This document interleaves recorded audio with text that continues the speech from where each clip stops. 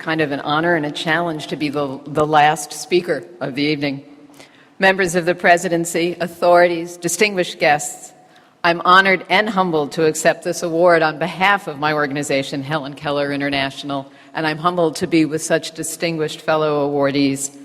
We are turning 100 years old this year, so this recognition could not have been better timed. I'm deeply grateful to our nominators, Professor Angel Gil of the University of Granada and Mr. Shenggen Fan of the International Food Policy Research Institute, and to all of the members of the jury of the BBVA Frontiers of Knowledge and Cultural Award. We really appreciate this recognition of our work in developing, testing, and scaling up innovative programs that marry agriculture and nutrition. Our centennial is dedicated to treasuring our legacy, which this wonderful award celebrates. It's also dedicated to securing our future, the next 100 years, which the generosity of this prize will help make possible.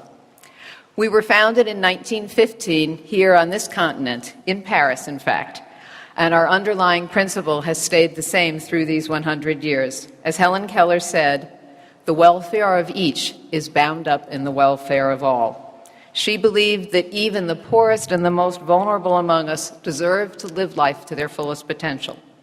Back then, the most vulnerable were soldiers blinded by poison gas and by shrapnel in World War I. They faced a very bleak future given the lack of services for the blind. So we established vocational training programs so that the soldiers could work and once again support themselves and their families. Since then, we've evolved and we've grown to meet the needs of a constantly changing world.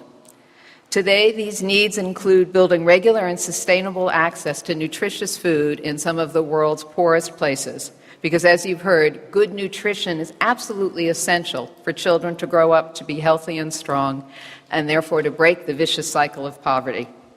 Our work remains grounded in helping those most in need attain the tools and the resources they need so they can help themselves.